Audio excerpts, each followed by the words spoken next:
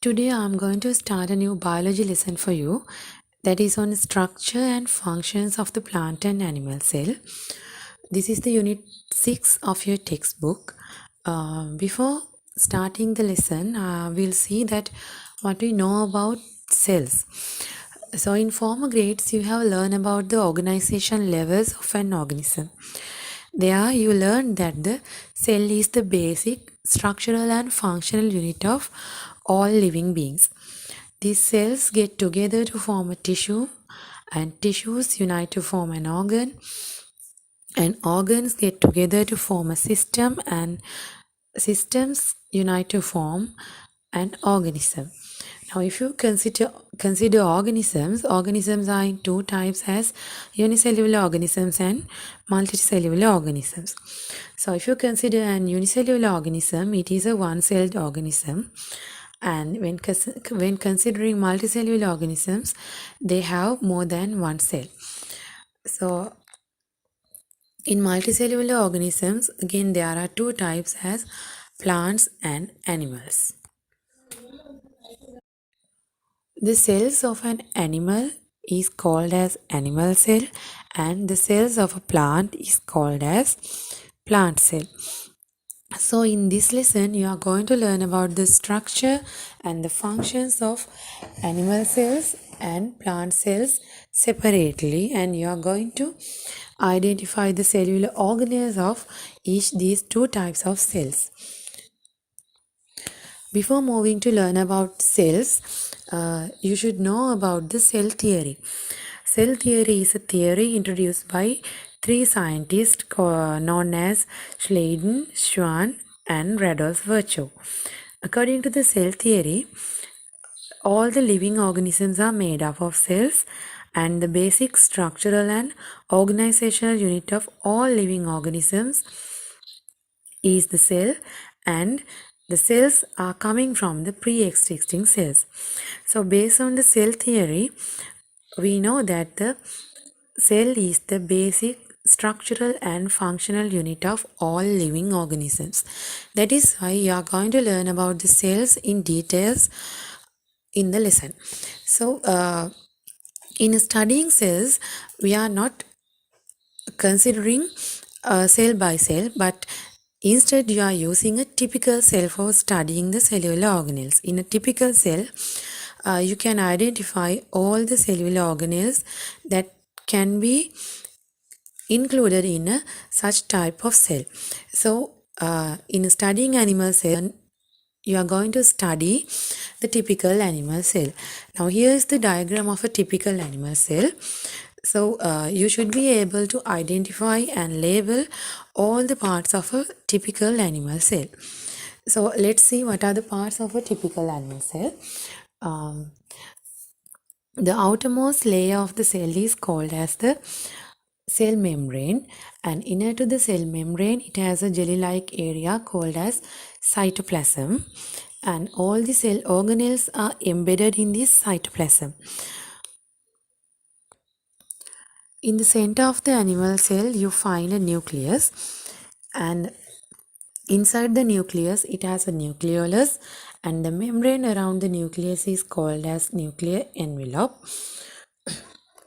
Attached to the nucleus, it has another cellular organelle called as rough endoplasmic reticulum, and this sausage-shaped organelle is called as mitochondria, and this is Golgi apparatus or Golgi complexes, and these dot-like organelles are ribosomes, and also it has smooth endoplasmic reticulum in the cytoplasm.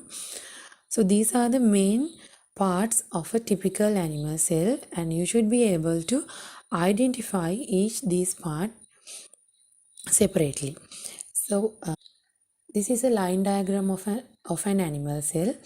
So it will be very easy to identify all the parts of the animal cell by studying this picture.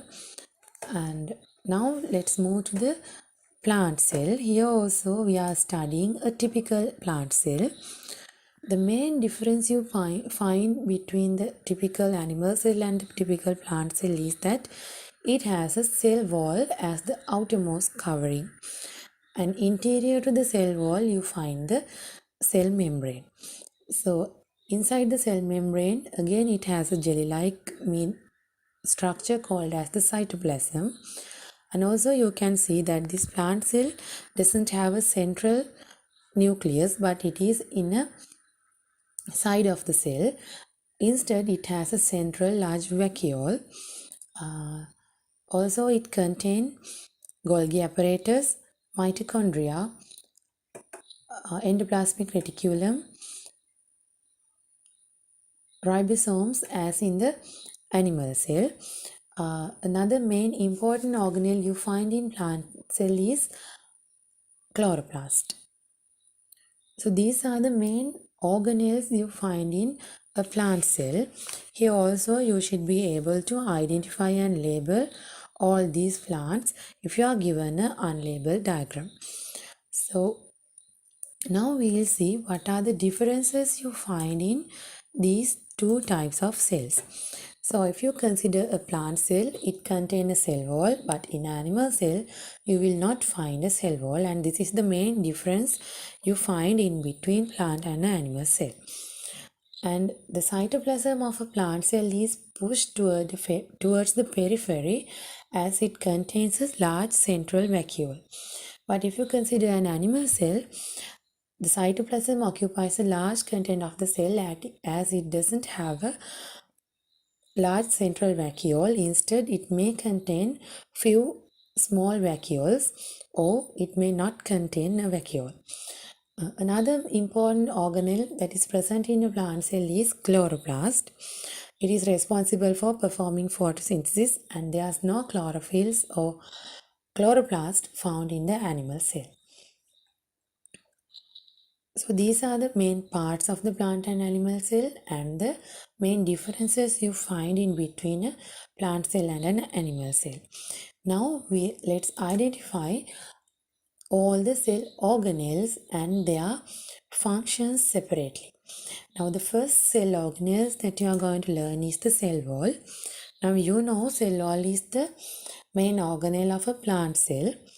Instead of a plant cell, you will find a cell wall in fungi, algae and bacteria. But the cell walls present in these organisms are differ from the cell wall you find in a plant. So the main component of the cell wall of a plant cell is cellulose, and the main functions of the cell wall are protection, support and maintain the shape of the cell. Now if you observe a plant cell under a simple microscope, you will be able to see the cell wall as the margin of the cells. I think you can remember that you have observed plant cells in the school laboratory. There you have observed the onion epidermal cell and the rohio epidermis. Now that's all about the cell wall, and now we will move to another cell organelle, that is plasma membrane. Plasma membrane is common to both plant and animal cells, and it is the outermost membrane of the animal cell, and you find the plasma membrane interior to the cell wall of a plant cell. A plasma membrane is also known as the cell membrane, and it is a thin membrane that surrounds all living cells. Plasma membrane is mainly made up of phospholipids and proteins, and it may contain carbohydrates, glycolipids, glycoproteins and some other components. But according to your grade, you should know that the plasma membrane is mainly made up of phospholipids, proteins and carbohydrates. This plasma membrane is semi-permeable membrane. That means it does not allow anything to pass through the membrane. It selectively permeable. That means it selects the things that should pass through the membrane and allow them to transfer in and out of the cell. When considering the functions of the plasma membrane, the main functions are it encloses the cell wall and allow the exchange of materials into and out of the cell. Now you know it is done in a selective manner and maintain the communication between adjacent cells is another main function of the plasma membrane. So the next main cell organelle you find in the plant and animal cell is cytoplasm. Cytoplasm is the gelatinous liquid part of the cell, excluding all the cell organelles. It mainly composed of water, salt, and various organic molecules. The main functions of the cytoplasm are holding the components of the cell. That means all the cellular organelles are embedded in the cytoplasm and it protects the organelles from the damage, and cytoplasm stores molecules required for cellular processes. Cellular processes means the processes that happen within the cell. For example, cellular respiration, photosynthesis, and other metabolic processes. So, cytoplasm provides space for carrying out various metabolic processes, and also it involves in maintaining the shape of the cell. The next cellular organelle is nucleus, and nucleus is the main and the most important organelle you find in a cell. So if you observe a plant cell or an animal cell under a simple microscope, you will observe the nucleus as a small dot. So nucleus is also known as the brain of the cell. That means it is the center which control all the activities happening in a cell. Uh, if you consider the nucleus, it is a membrane bound organelle. The outermost membrane of the nucleus is called as the nuclear membrane, and inside the nucleus you find the nucleolus and chromatin as the genetic material. Functions of the nucleus are controlling and regulate the activities of the cell. For example, growth of the cell, metabolic processes of the cell division, and the nucleus is responsible for storing and carrying the genetic informations from one generation to another generation. Now we will move to another important cellular organelle, that is mitochondria. Mitochondria is also a membrane bound organelle, and you can easily identify mitochondria as it has a unique sausage or oval shape. The main function of the mitochondria is to perform the cellular respiration to produce energy. Mitochondria produces energy in the form of ATP, and this energy is used to perform each and every function of the cell and the organism. The next cellular organelle you find is Golgi complexes, or we call it as a Golgi apparatus. Golgi complex is made up of membrane bound sacs and it has vesicles associated with the Golgi sacs. The function of the Golgi complex is production of the secretory substances. That is, this Golgi apparatus is responsible for transporting, modifying, and packaging of proteins and lipids. Simply, the main function of the Golgi complex is to prepare proteins for secretion and transport lipids around the cell. Now let's move to another cellular organelle, that is ribosome. Ribosome is a very small cellular organelle and it doesn't have a outer membrane. The ribosome is made up of two main subunits, and one is larger subunit and the other one is the small subunit. Ribosomes can be found freely in the cytoplasm and also attached to the endoplasmic reticulum. Main function of the ribosome is to provide space for protein synthesis. That is, it involves in production of new proteins within the cell. The next cellular organelle is endoplasmic reticulum, and this is a tubular network of membranes found in the cytoplasm. This endoplasmic reticulum acts as the transportation system of a cell. Now, when we consider the endoplasmic reticulum, it is in two types, as rough endoplasmic reticulum and the smooth endoplasmic reticulum. Ribosomes are attached to the membrane of the rough endoplasmic reticulum. That is why it is called as rough endoplasmic reticulum.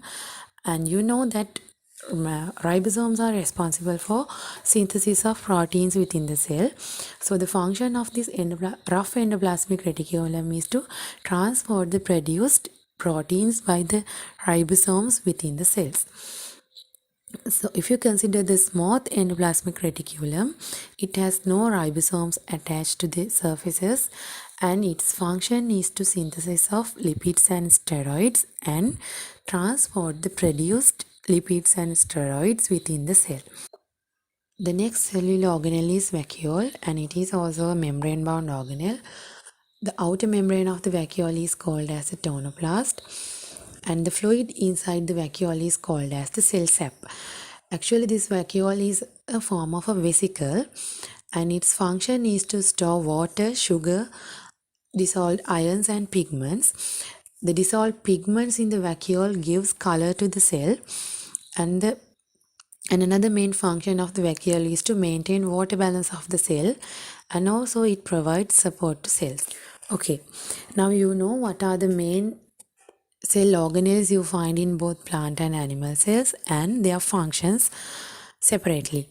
So at the end of the lesson, you should be able to identify a plant cell and an animal cell, and you should be able to label all the parts of these two types of cells, and you should be able to state the functions of each of these cell organelles.